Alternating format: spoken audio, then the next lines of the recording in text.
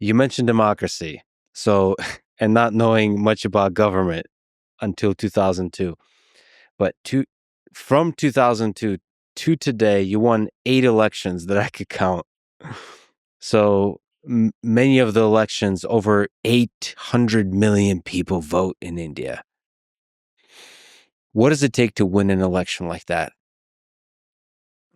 And to win an election of 1.4 billion people, where you get to represent those people.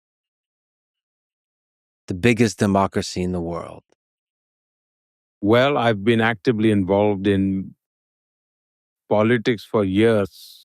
Before stepping into active politics, my focus was primarily on organizational work.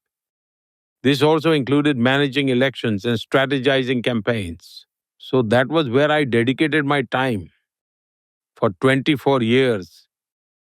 The people of Gujarat and India have placed their trust in me to lead with unwavering dedication and a deep sense of duty.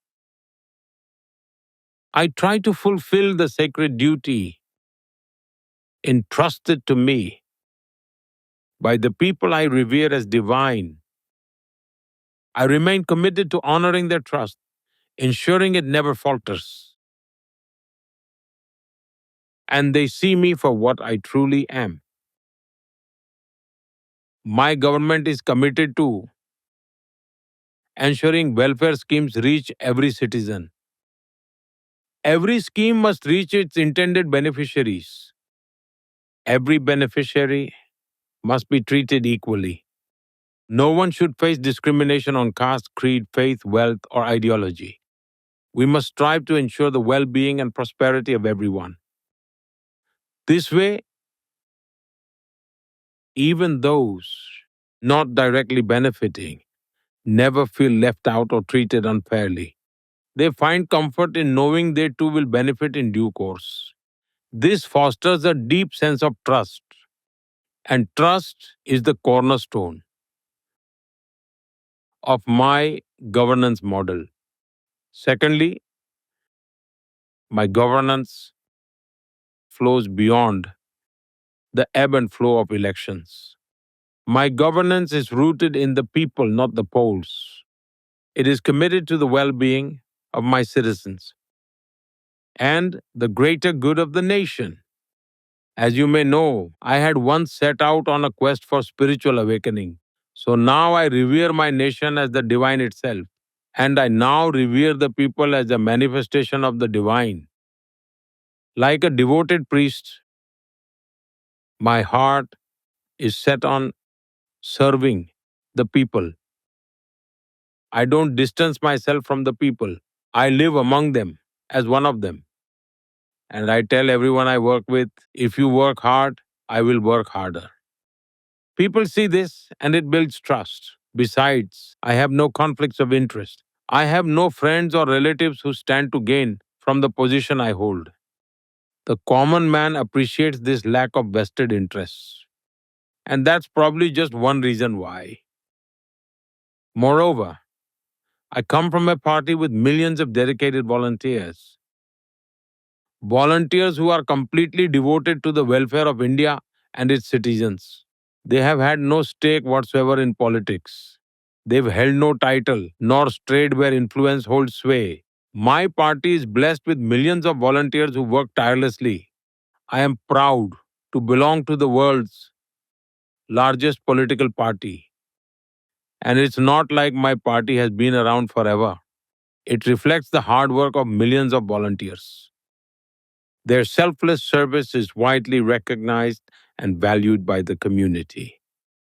It fortifies people's trust in the BJP, echoed in the election results. I never tallied our election triumphs, but we have had people's blessings. I was wondering if you could speak to the incredible logistics that blew my mind of running the elections in India. So there's a lot of interesting anecdotes that arise.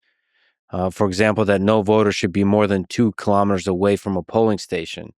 the result of that is you have these stories of voting machines having to be carried to remote regions of India. Is really incredible. Just every single voter counts. And the machinery of having 600 plus million people vote. Is there some anecdote you could speak to that is particularly impressive to you, or maybe you could speak generally to the logistics of what it makes to run an election that big, a democracy that big? First and foremost, I am truly grateful for your insightful question.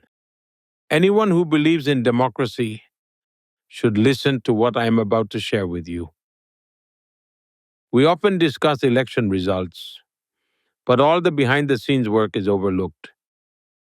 Let's take the recently concluded 2024 general elections as an example.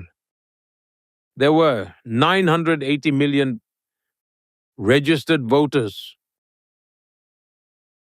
Each of those voters had a registered ID and all the necessary details in a vast database.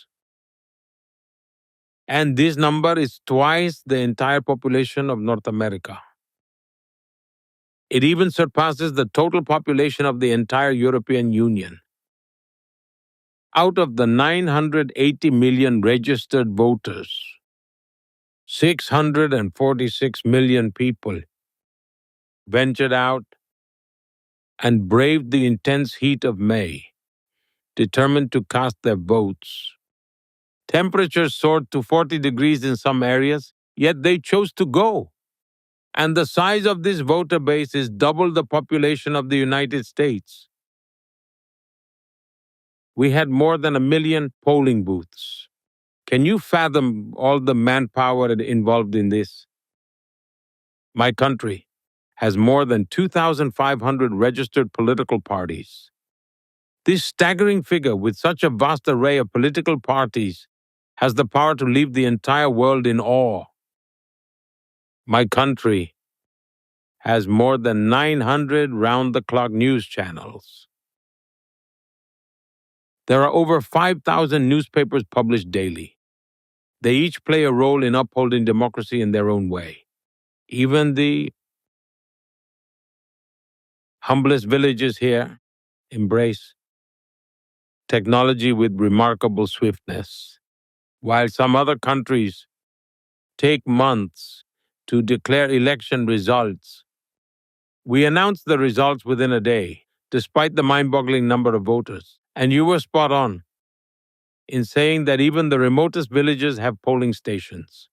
We even use helicopters to transport polling stations. I believe Arunachal Pradesh has the highest altitude polling booth on record. In Gujarat, a polling booth was set up in the Gir forest for just one voter who was in the middle of nowhere, but we ensured a polling booth was set up for them. All I mean to say is that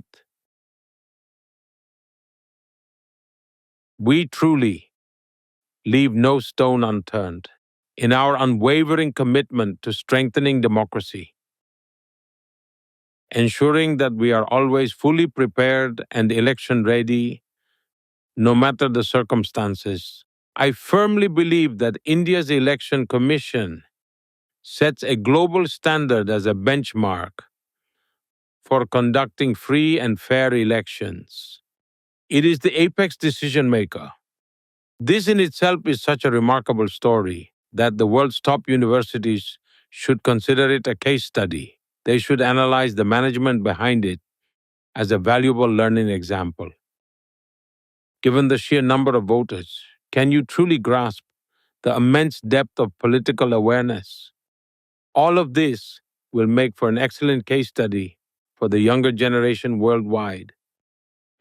To me, I love democracy. This is one of the main reasons I love the United States, but there's just nothing quite as beautiful as democracy when it functions in India. Like you said, 900 million people registered to vote. It really is a case study. It's beautiful to see that many people come together willingly passionately casting a vote for some person to represent them. Like they're putting their heart in that. It's really important for a person to feel like their voice is going to be heard.